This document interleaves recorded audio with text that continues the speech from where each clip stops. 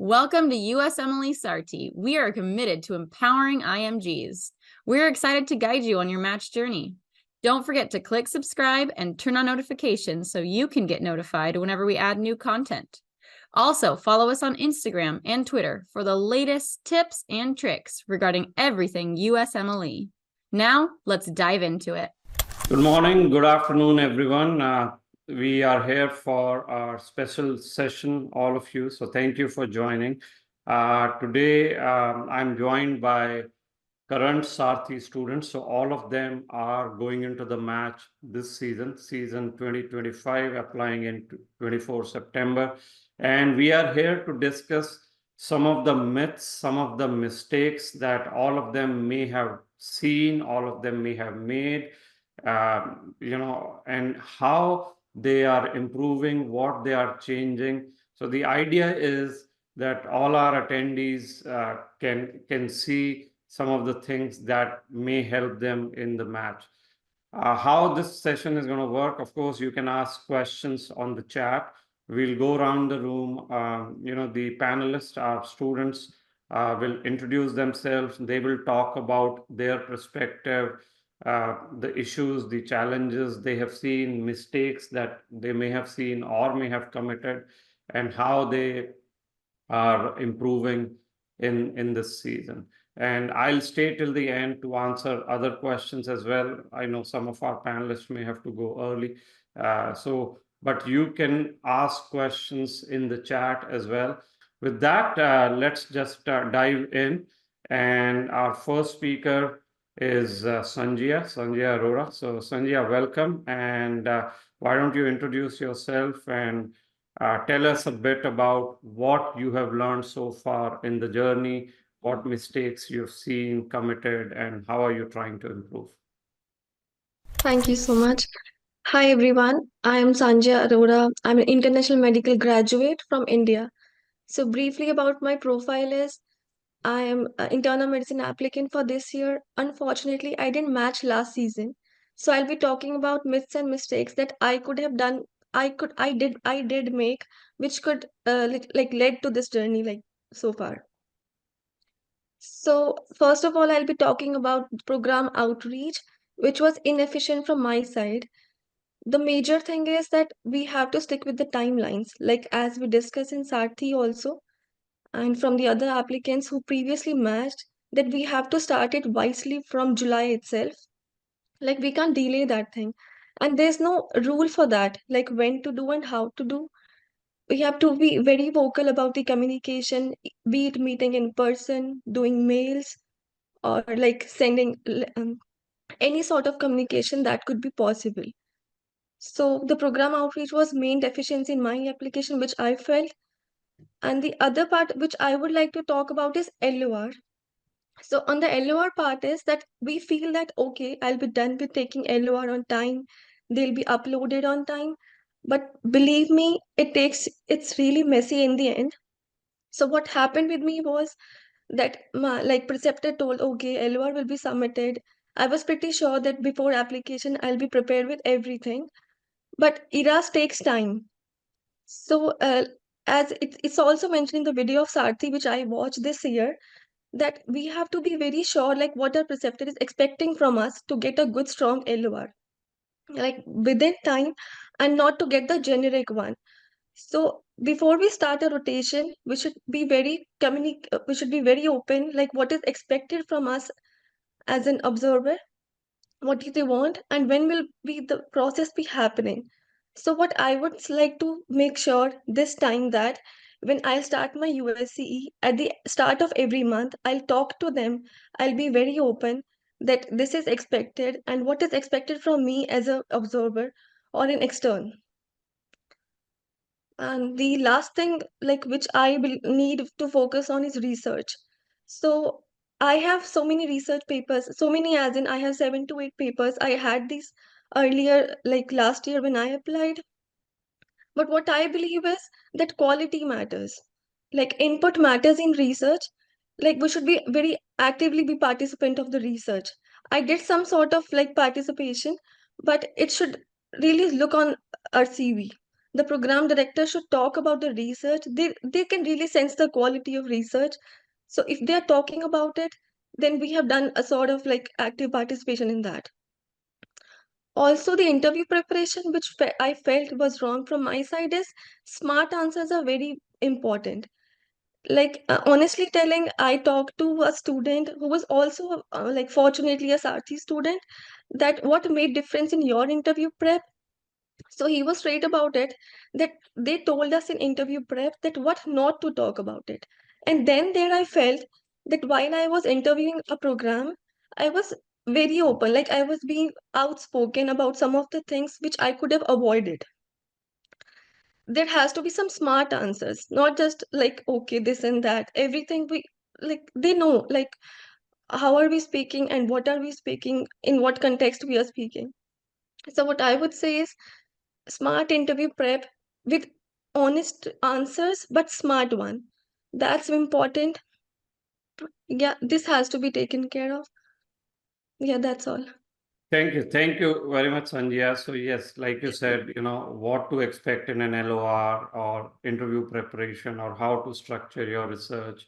All of these are important, and to our attendees, if you are interested, Sejal can send you the links for enrolling with us, because all of this we are covering in our classes.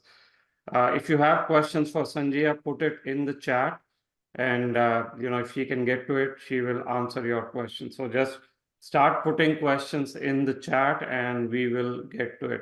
So let me just make sure we have the sequence right. So Gulrez, if you can go next, and then Mayank, and then Jay.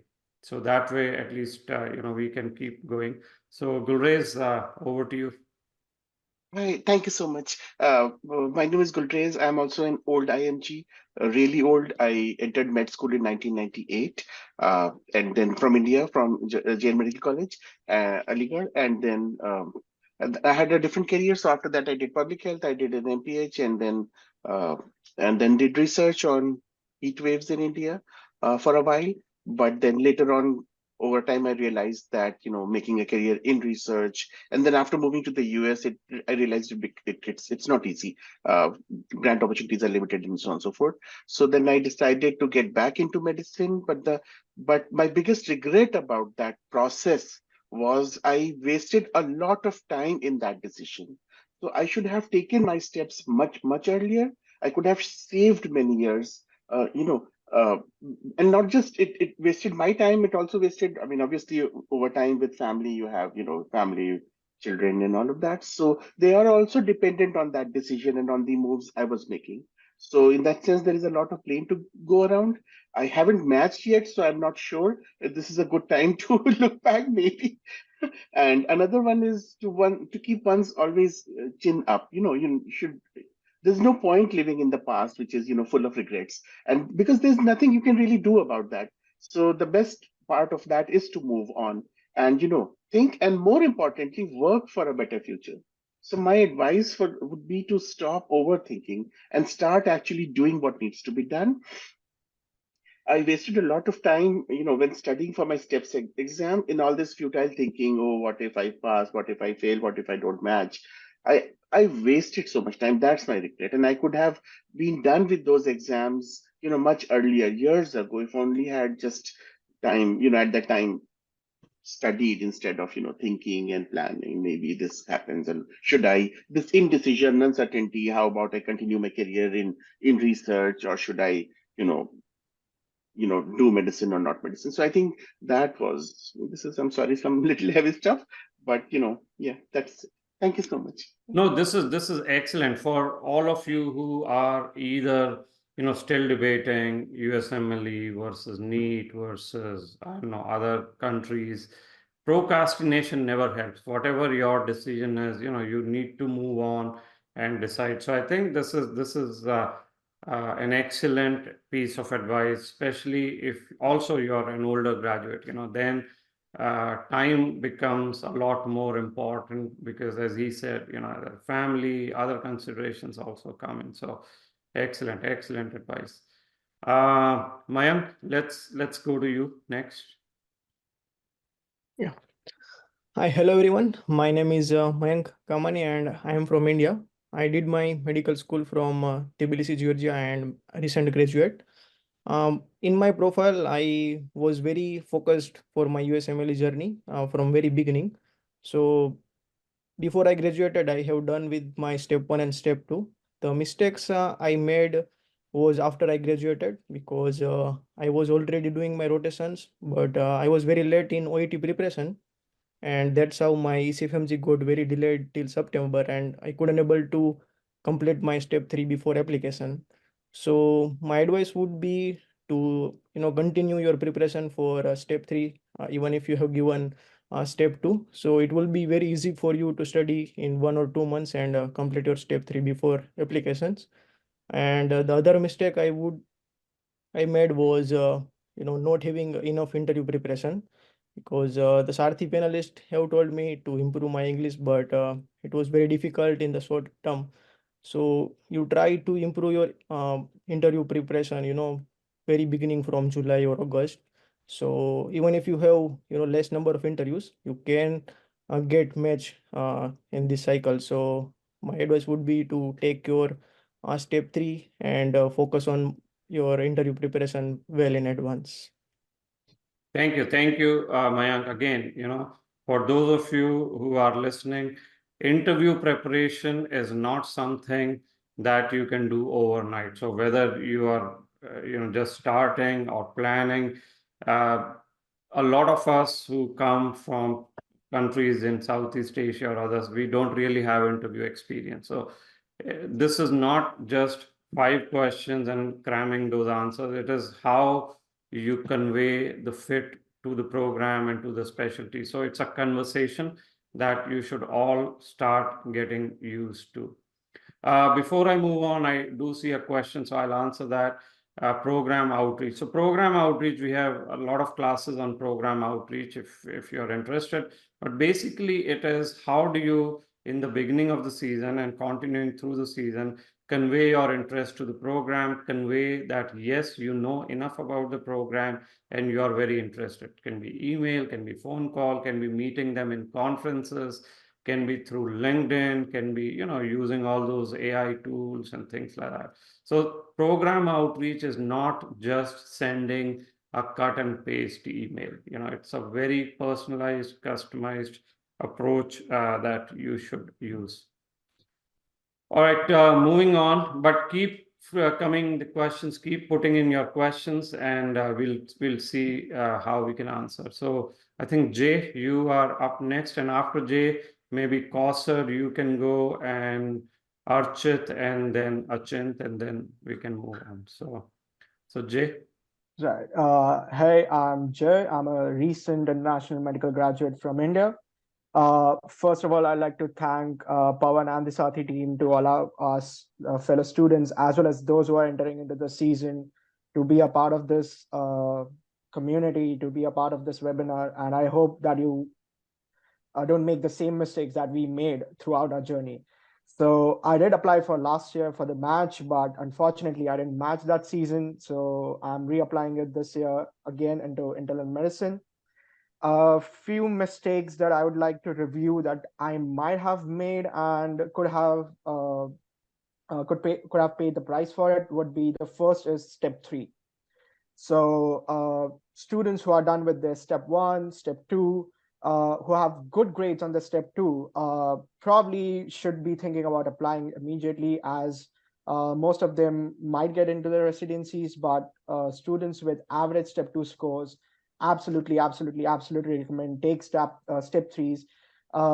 Prepare for it well, so that you compensate for that load or average score for step 2 and get good scores on the step 3s.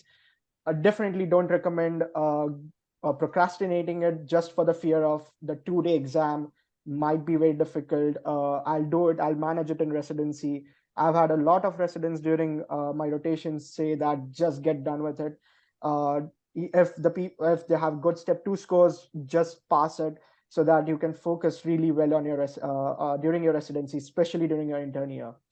One of the things that helps is that I've attended a few meetings, a few webinars with Sarthi, and they emphasized the importance of step 3 before matching, especially for the non-USMGs like some of us in the webinar today. So I guess it's prudent to be done with all your steps before you get into a residency match. It looks good on your CV.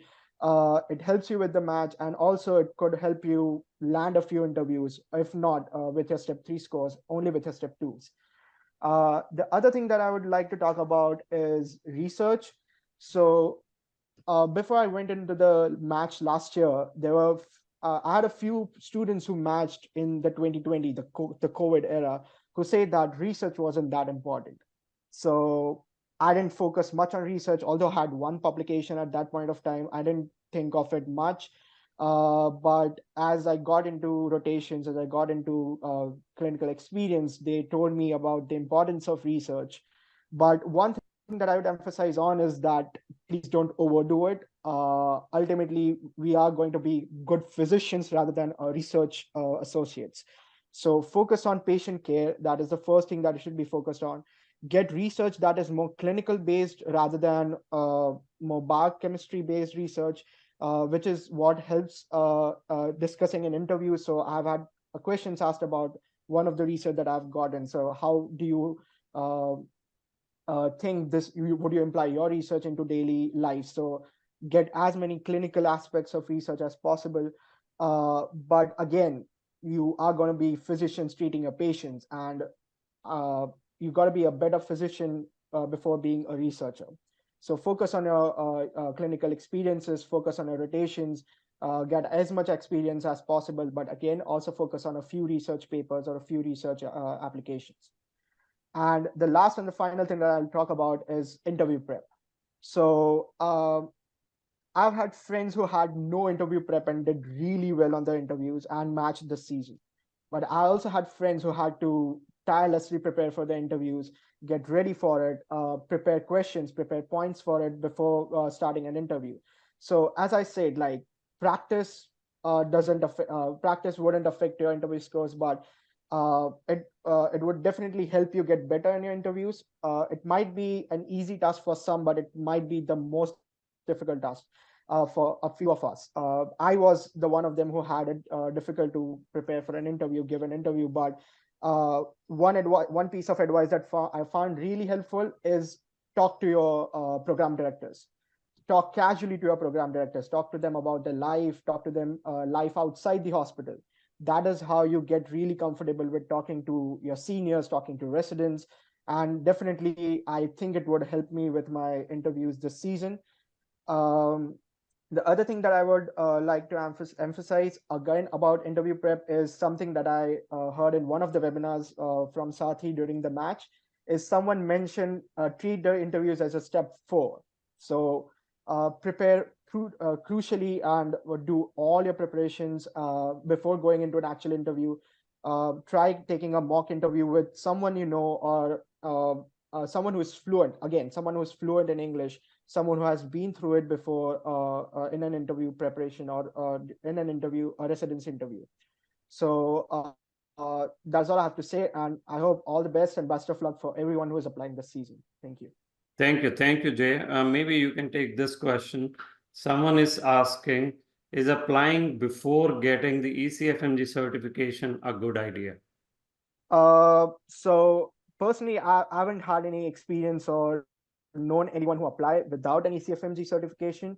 I've heard some American graduates do that, but as a non-US AMG, I'm sure you shouldn't take that risk. I think you should go into the match with an ECFMG certification. But again, like if your certification is delayed beyond September, you can apply for the match, but whatever program you apply for, you have to constantly keep them updated about your ECFMG certification and the status. So you have to send them an email of when are you expecting the ECFMG certification to arrive. Or if you have a PDF format or a virtual format of that, you can always send them and say that I'm ECFMG certified, but still waiting for the printout to arrive. Yeah, no, that's right. Actually, you should all try to apply after getting the certification. So, work on the timeline so you are certified before September 25th, 2024 this year, so that you can apply. If it is delayed beyond your control, yes, you can apply and then follow up with the program. So yeah, that's a good good way to do it. Let's move on. Kausar, are you next? Yes, sir. So, hi everyone. I'm Dr. Kausar. I'm very old grad and I did it from India, IMG. I have a huge experience across the globe, but a couple of mistakes we do, and I also did last year. One of the things we say, like, children can use pencil because their mistake can be erased, but when we grow, we use pen because there is very limited scope to commit mistake. So we should share mistakes, so we will prohibit ourselves from mistake. So the last year, the question which was asked to Dr. J was actually my ECFMG certification was not done at the time of application, but I applied. And the reason was in August, I suddenly came to know that my OET has expired, which was done in 2019, and I have to give again. The validity of OET is only 2 years. Because of that, then I took date, and finally it went up on October. And when my CFMG certification came, it was already November. So I believe one of the biggest mistake was delaying ECFMG certification. So should know everything before time, especially OET, because this is new pathway. My all step 1 and 2 was done already in July, but getting date for OET was also not easy that time. So this is the biggest mistake. The second thing, what I believe, that outreaching is really the most important thing. I did not get any invites till January, but I was sending them for fellowship outreach in November and December and January. One of the program where I sent 7 times email, I got invite from that for fellowship. So I believe outreach and constant emailing, constant reaching to them is again very important, which we don't sometimes understand. And because of busy things with family, with work, with ECFMG certifications, so that's the second very important thing. Among everything, for my perspective, still I did not match. So I think that the most important thing is interview preparation. I got one interview, but somehow I felt that interview, the question which they are asking, you have to reply that. It's not only about English, it's about what really they want to listen. And what I understand that we should do the maximum thing is actually interview preparation. We should, if we have any chances to have the like program director or the highest panelist of Sarthi or whoever, we should practice, and we should enroll in that a lot, because we should be very prepared for interview preparation. So this is the third thing. I know people who gave one interview and they matched. So definitely answer also matters. So this is the big thing. Another thing, I was quite running late for last year because of my exams and all. So I had some case reporting, but that's it was not very one. Like I was somewhere in the bottom of the list of case reporting, 5th and 6th position. So I reached to Sarthi in August, which was very late. But I should understand that still, if there is any scope to do research, enroll. So always don't think it's too late. Always reach to them. Always try to find out, maybe not for this year, but next year, at least you could do research. So never think it's too late, and always try to do what you have gaps. So I could not do that time research, but this time I took finally to do something better. So this is the important one. Then step 3. Yeah, I'm still regretting. When you finish step 1 and 2, you already know the content. So shouldn't delay step 3, because you already memorized, you already understood the topic. The more you delay, the easy for you to forget the topic and harder to prepare. So it's good to prepare early.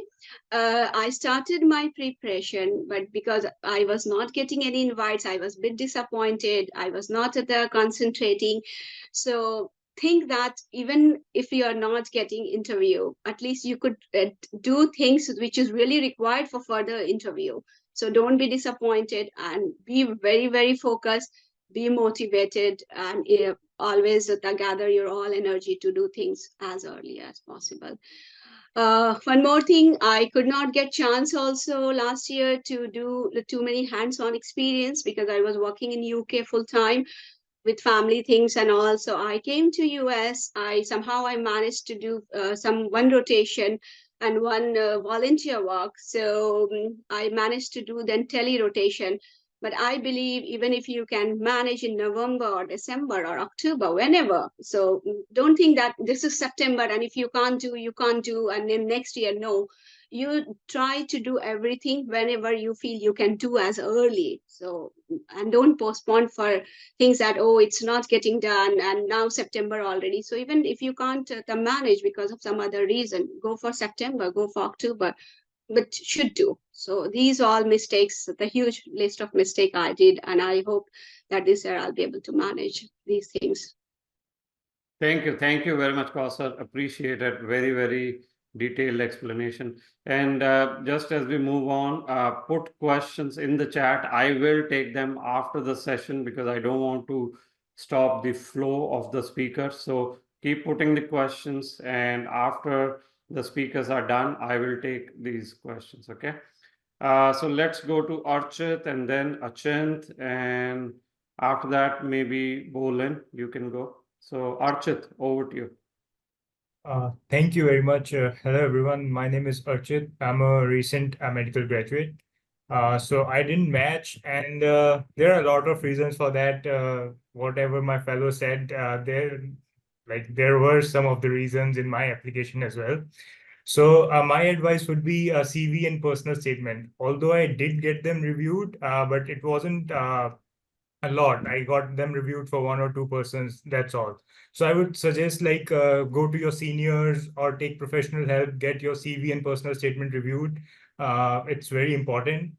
And the second point would be from my college, I'm the first one, I think, applying for USMLE. And I did not have any senior to guide me and mentor me. So I navigated all of this on my own, and I missed a lot of things like whatever seniors tells their juniors or anyone your professors or your attendings. And the third thing would be signals. So I had a good application overall. I got good scores. So I thought I should signal big programs like Cleveland Clinic and everything. So I didn't signal IMG-friendly programs. So looking back in hindsight, I think that was a big mistake I made. I should have signaled at least 70% of the programs that were IMG-friendly. And I have other reasons as well, but my fellows already talked on them. So thank you very much. Yep. Thank you, Archit. Appreciate it. Achint, let's go to you. Hello, everyone. I'm Achint, and I'm an international medical graduate. I'll be applying this year, first time for the match. And so I just gave step 2. I'm going to talk about my preparation strategy for getting a 260 plus score for step 2. So what I did was during my studying period, I really focused on step 1. So there's this myth that's been circulating that step 1 is no more relevant and it doesn't help. There's no score in it, though there is no score in it, but it does help forming your basic knowledge for step 2. So I tried focusing on my step 1 scores as well. And then when I moved on to step 2, I already knew my weaker areas like cardiology, neurology. We all have our weaknesses. So I tried focusing and learning these systems that I found difficult from AMBOSS. And then I did focus a lot on my percentiles during my preparation phase as well. And then I moved on to UWorld. And during which I was also working. So I graduated from Yerevan State Medical University, and then I appeared for the screening exam in India, where I did my internship for 1 year, during my internship year, I gave my step 1. After that, I started working and gave step 2, and now I'm here doing my rotations. So this one thing that I want to, this myth of step 1 not being very relevant, this I want to debunk, saying that it is equally important to focus on step 1. And also I would like to focus, like the people who are yet to appear for step 2, I would like to tell them that it is very important to stay consistent. Even if you do like 40 questions a day, I would recommend just keep going. Even if you don't have time, try doing 10 questions, 20 questions, but do it every day. And also have that never give up attitude. So there's this personal story of mine where I was diagnosed with cancer in med school, but I didn't give up. I kept going. I took a break. I didn't study for like a period of months, but then I took a break and then I did restart. And I started studying, but I never gave up, despite all the obstacles that came my way. So if you are the one, if you are somebody who's deciding on appearing for USMLE, I would suggest that you don't get bogged down by your scores or other things. Just keep going. Try to stay consistent. Also, I did score well on step 2. I'm still focusing a lot on research and volunteering opportunities that come my way. I think that's it. Try to approach USMLE with a more holistic approach and not get bogged down by any obstacles. We all have difficulties along our path, but just don't give up. Keep going. Yeah, no, this is your story is very, very inspirational, Achint. I mean, you have really overcome this kind of a hurdle. You're a cancer survivor, so very impressive. And I think hopefully this will be an inspiration for other applicants as well. So thank you for sharing this. Thank you. Thank you. And for those of you who are putting questions, put questions not to hosts and panelists, put questions to everyone. So if you put questions to everyone, I will take them at the end. Boland, let's go to you, and then maybe Surbhi, then Nawal and Nakul. You're on mute, Boland. Sorry. Hi everyone, my name is Lwin. I'm an international American graduate from Myanmar. I'm an old graduate. I graduated in 2007. So my USMLE journey started when I arrived in United States in around 2010. And I just given step 1 in 2011 and step 2 2012 and CS. And then I got ECFNG certification in 2013. And from that time on, I started applying for the residency. So one mistake I made is when I start applying for the residency, I don't have much clinical experience. So I did school at decent school in the step 1 and step 2. So I thought that I can get away with it. Not very good, but just a decent school. But I tried for 2013, 2014, but I didn't get it. So I started looking for the US experience. So I volunteer in the endocrine clinic for about a year, and then also I volunteer in the US in a hospital in a research assistant in the hospital. But I tried again 2015, but I don't get much. And then during the 2015 during an interview, and then the interviewer said that you might have took the step 3. So I tried again, and I finished step 3 in 2016, and then I did apply again, and then I got one interview only. And so at the point I thought, okay, I think I'm done. So I just give up, and then since 2017 to until now, I haven't applied anymore. But I mean, the mistake I make, I think, is just if you want to do the USMLE, US clinical exam, just to start early and not wait, and then don't take too much on the school too. And then it has a school count, but also other things also count. So just trying to balance everything. And also I did want to try again this year, because some of my classmates matched last year, and I haven't seen other old graduates getting matched also. So and also I met with one of your Sarthi graduates who already matched into residency last year. And then she told me what she had been doing, and then she said that this is the second time I do, and then the first time I didn't have much publication, and didn't do much clinical rotation, so I did this, I did that, and so it made me wonder that there are other things I should have done more. Okay, so another thing is just that when I start applying for the residency, I didn't do much outreach, even though when I start applying, it was over 5 years from my graduation year. Well, at that time, my thought was that outreach is something I should not do because I think that the program are very busy, and then they'll try to bother them with that constant email and things. But the study thing said that it that need to be done. She told me that she got one interview by doing constantly emailing them. So I mean, there is something I can do. So I think that maybe I will try again this year, and or maybe one more year if I don't get much. So yeah, that's what I want to say. I mean, just also like another tipping point is that one of my graduate, some of my classmates might get matched. So I mean, it's your work, keep trying, just not give up, I think.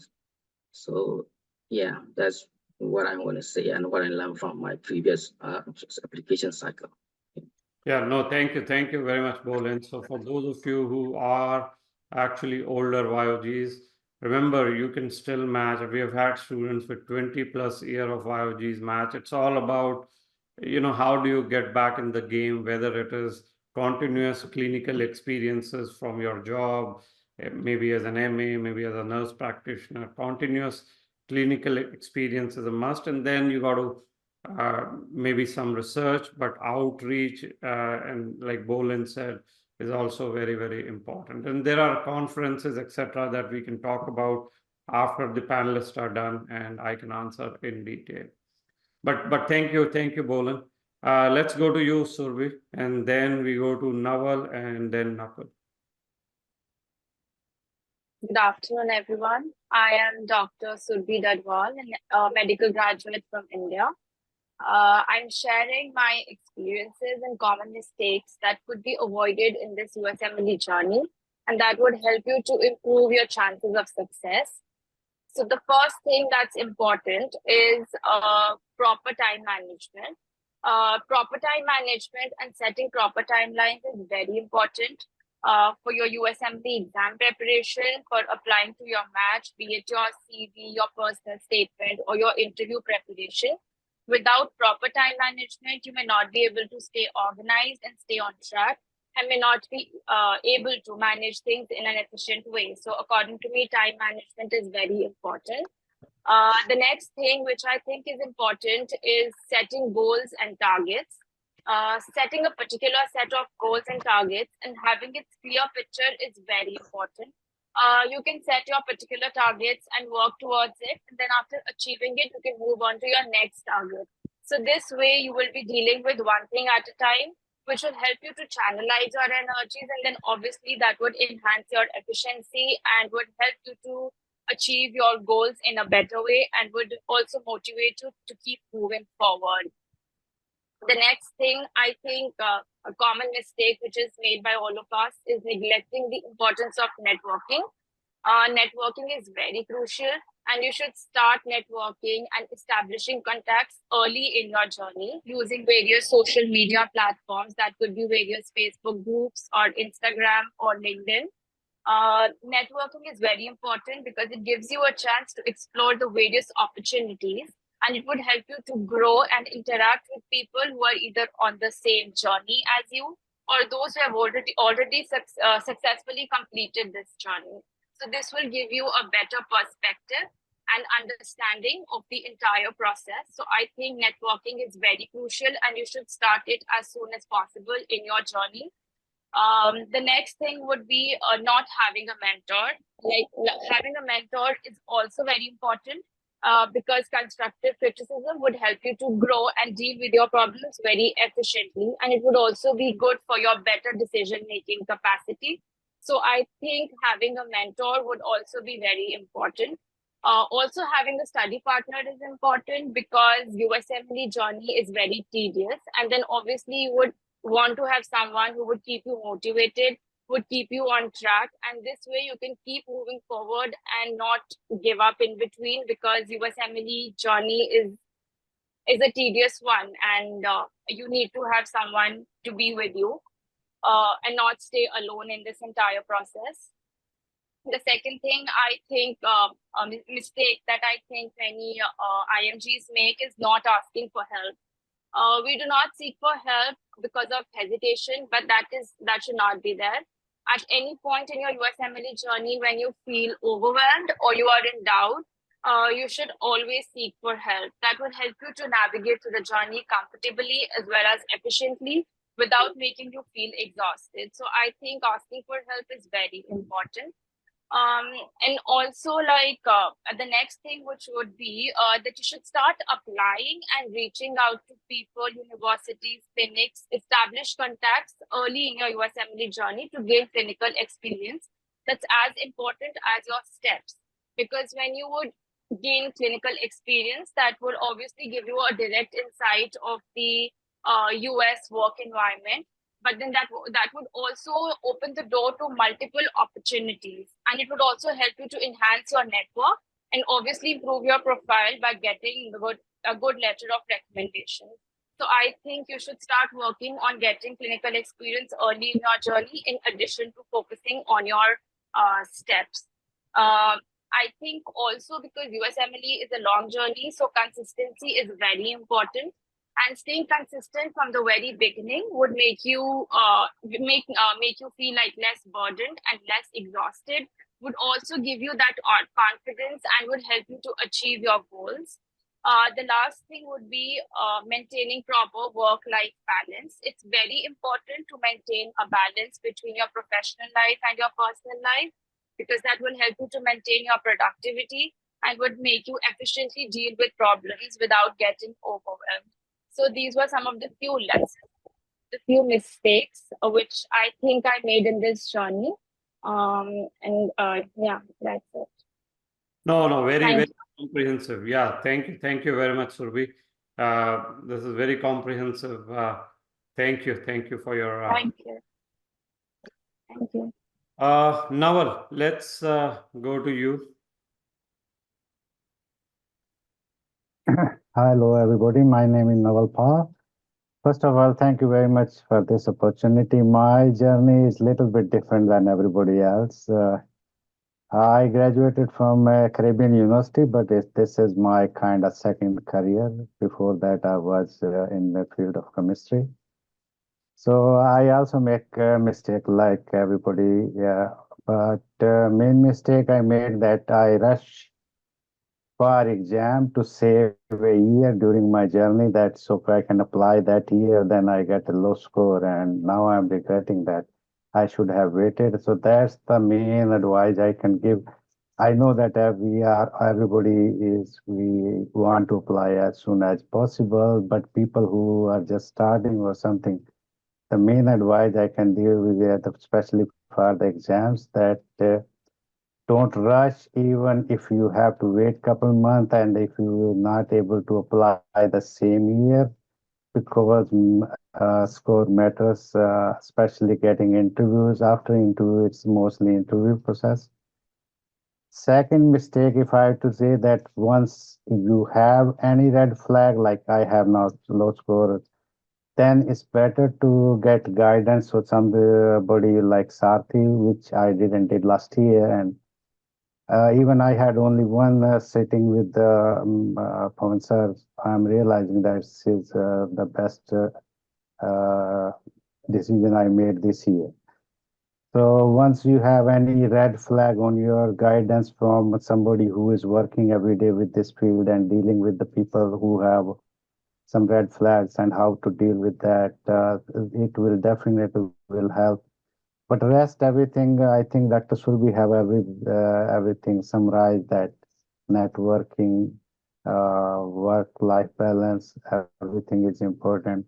The main thing is I want to give that, especially people who are old graduate like me, that before you take exam, take your time, and when you feel really ready, then take it. And once you and people who have any red flag, try to take guidance from a person like Sarthi, who have experience dealing with the red flag, and they can advise you and that okay, how you can overcome that red flag. That's the main advice I can give everybody. Thanks very much. Thank you, Nawal. Appreciate it, and especially I think we are getting a lot of questions on older YOGs as well. So I'll take that. And all the panelists who need to leave, feel free. I think we all know we are all very busy, so don't feel compelled to stay back. I will answer the questions. I thank you very much for your time. If you need to leave, please feel free. Okay, who else is left? Did we? Is Nakul? Yes, Nakul. I think you're the one. Thank you. Last but not the least. Thank you. Hello. So actually, most of the people have covered, I think, everything about the journey. So in a brief, I would say, to be honest, do your best. It's a multitasking process if you're sailing USMLE journey. And my personalized flow would be try to do based on steps. If you have low score, no need to hesitate about anything. Just keep moving, collect USC in the field of your choice, develop connections, and at the end, research if it is possible. Just do whatever you can do and keep going. Because the thing is that you would hear different stories every time, different experiences. Okay. So that is in one sentence, I would say. I am actually, I would say not old, but compared to now recent competition, I would say like I am old graduate. I have actually initially I was not organized. I did actually started preparing for NEET PG as I am from India, and then thought to come to US because COVID has actually made actually my hesitancy more prevalent. And then I moved to US. I did my graduate program. Fortunately, I found research opportunities, and now actually I'm going for internal medicine residency. So from my weaknesses, I would say stay organized. Do not deviate from your goal.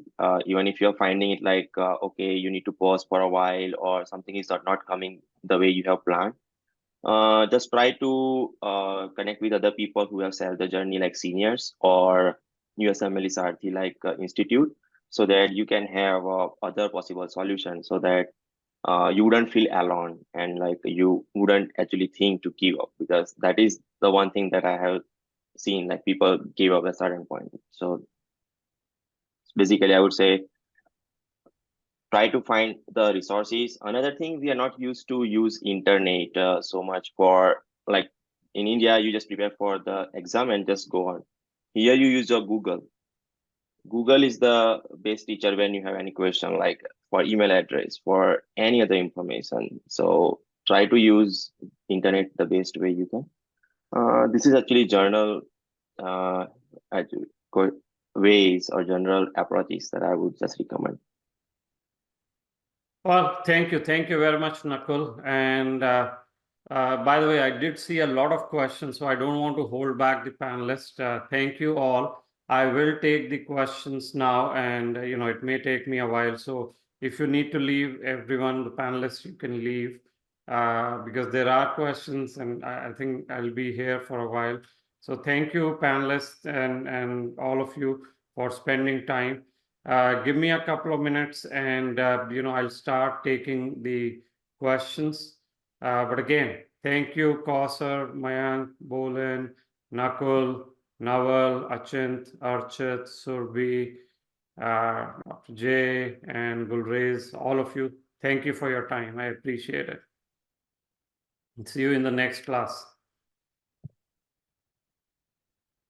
All right. So before I start answering the questions, like we had said, we will, if I were to summarize everything that the panelists have said, so there are a few kind of categories of mistakes that you may have seen. One is the time management, the preparation time, how do you set the goals? Number two, ECFMG certification on time, very important. Some of the things that they probably did not mention is the personal statement mistakes, because they are not yet there, but there are mistakes in the CV that our team identifies. So that's also important.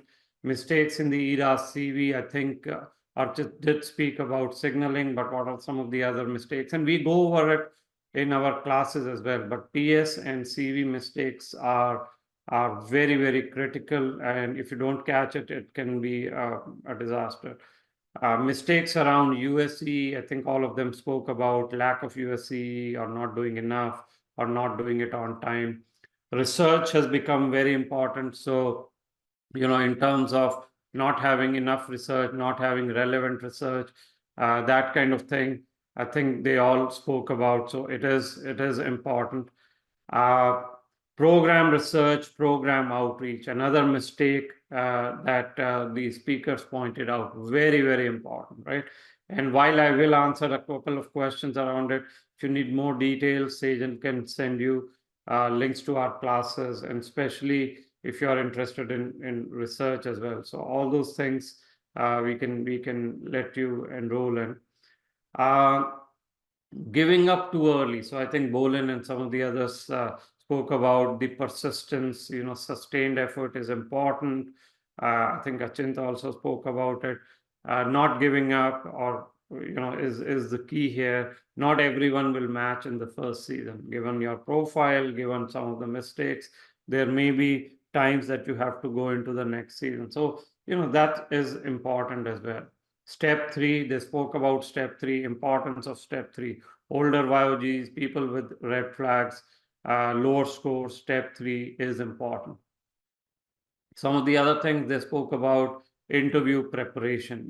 It is very, very important. And I think one of the speakers said this is another step, because IMGs typically do not grow up interviewing. So they have a lot of issues, and it is not going to be corrected in one day or 1 week. So interview preparation is important. I think all of us should realize that. And one of the other things that I picked up from this interaction was the importance of peer group and mentorship. So, in Sarthi, we have a closed group where these students interact. You can find other peer groups, people who have the same goal, who are going for the same kind of programs, where you can discuss whether it is your study partners or others. So peer groups are important in this journey.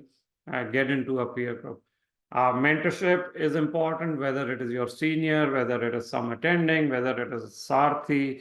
Mentorship can really help you as well. So I just wanted to summarize this. So, anything that I missed, Nawal or others, Bolin, I think I kind of captured everything, but anything I missed?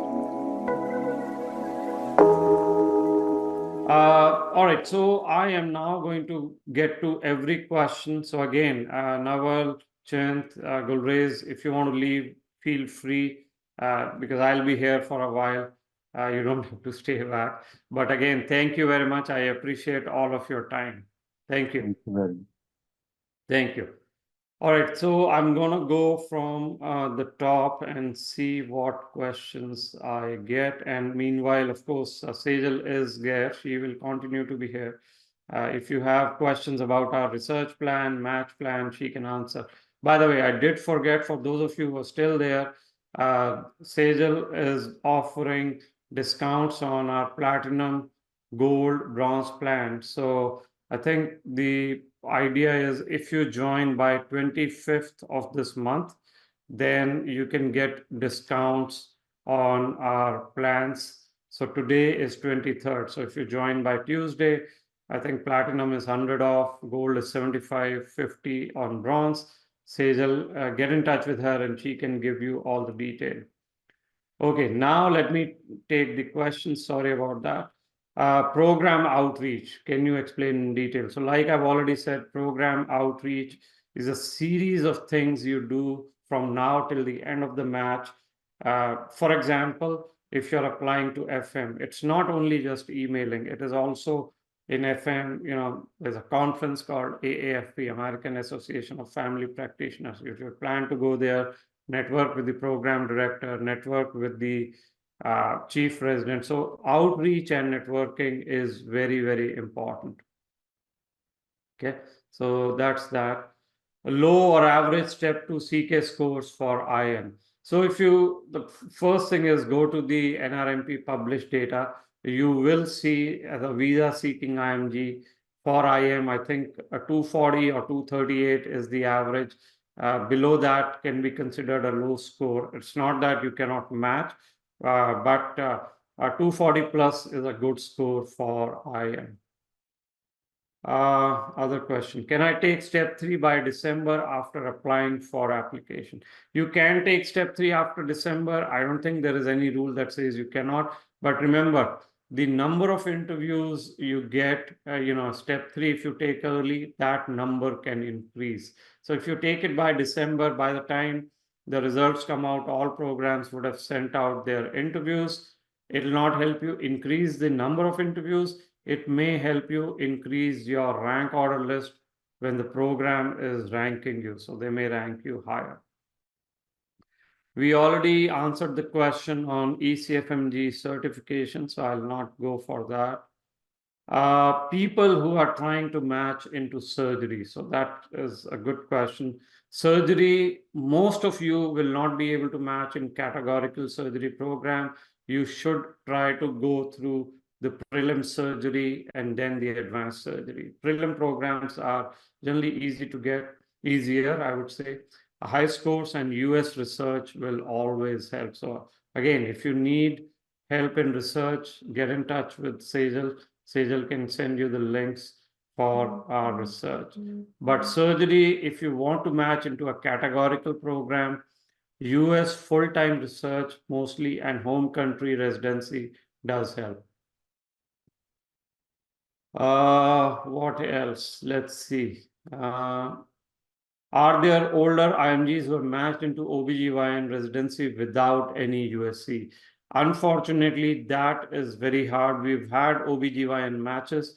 Most of them either are working in the US in an OBGYN clinic or getting some relevant experience, or have had OBGYN residencies, or have been working in the US in research. So, but without the USCE, gets harder. OBGYN is one of the most competitive ones. Program outreach, again, like I said, we have a lot of classes that you can watch once you enroll, but you can outreach to anyone, coordinator, program director, it depends. Is 254 a good score on step 2 for IM? Yes, it is a very good score.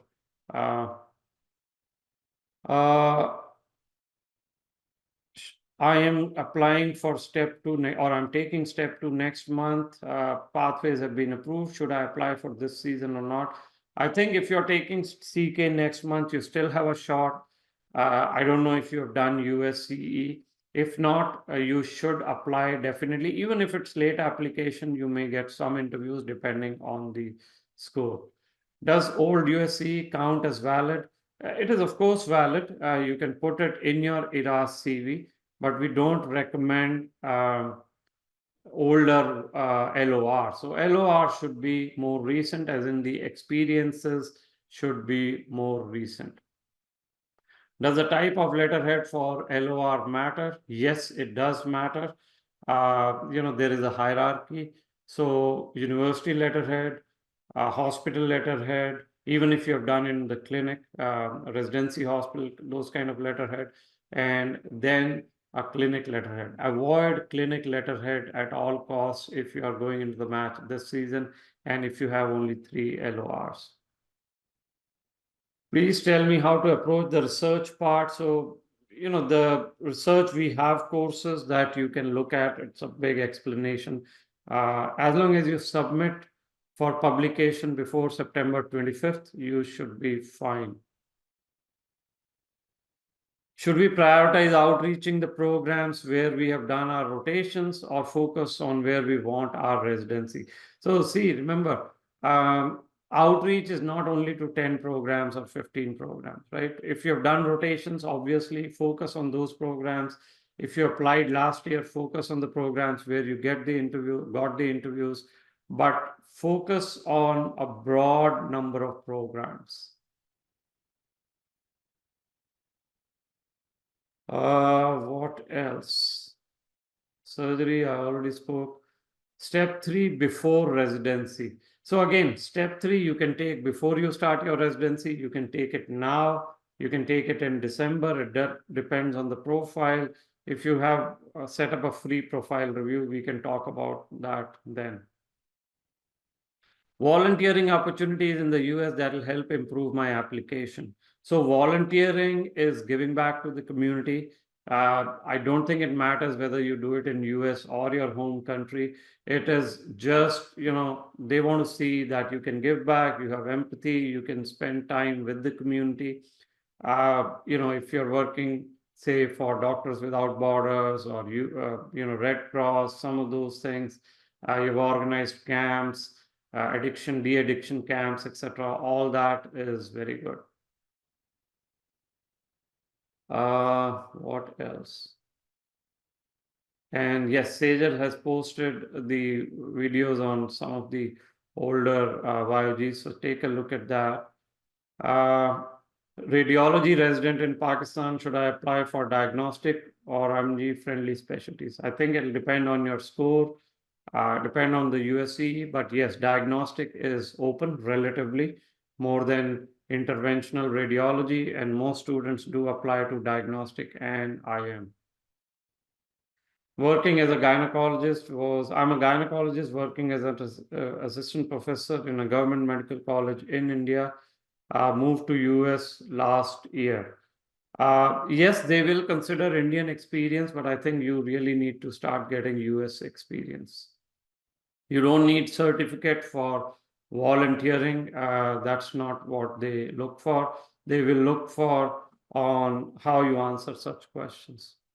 Additional certification like ACLS, AHLS, I don't think you need to waste time on that. If you have it, well and good, but you don't need to get them paid at this point.